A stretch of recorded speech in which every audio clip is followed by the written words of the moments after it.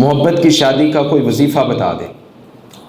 محبت کی شادی اگر آپ کرنا چاہتے ہیں نا، ایک پاورفل وظیفہ آپ کو دے کے جاتا ہوں، حالانکہ میں ابو الوظائف نہیں ہوں، وظیفوں کا میں کوئی اتنا علم نہیں رکھتا، مگر چھوٹے موٹے بس رکھتا ہوں۔ اگر آپ چاہتے ہیں کہ آپ کی محبت کی شادی ہو جائے تو پھر ایک وظیفہ رسول اللہ صلی اللہ علیہ وسلم نے اپنے صحابہ کو بتلایا، اللہم انی اسالک بانی اشہد انک انت اللہ لا الہ الا انت الاحد الصمد الذی لم یلد ولم یولد ولم یکن لہ کفوا۔ ایک یہ دعا ہے، اور دوسری دعا ہے اللہم انی اسالک بان لک الحمد لا الہ الا انت المنان بدیع السماوات والارض یا ذا الجلال والاکرام۔ یہ دو دعائیں جو بندہ اپنی دعا کے اندر شامل کر لیتا ہے، یہ میرے الفاظ نہیں ہیں، صحیح البخاری میں جناب محمد رسول اللہ کی زبان سے نکلے سچے سچے الفاظ ہیں۔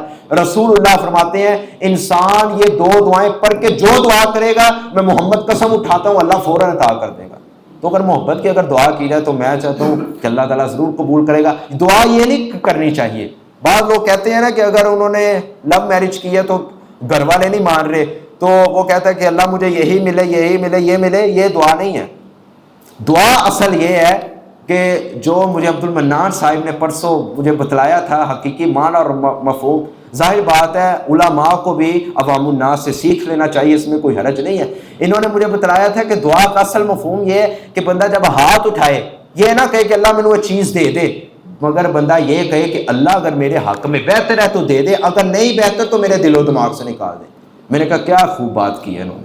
تو یہ اگر بندہ دعا کرے کہ اگر یہ بیوی میرے حق میں بہتر ہے تو اللہ مجھے عطا کر دے، اگر یہ عورت میرے حق میں بہتر نہیں ہے تو دل و دماغ سے اس کا خیال بھی نکال دے، یہ بڑی جامع دعا ہے۔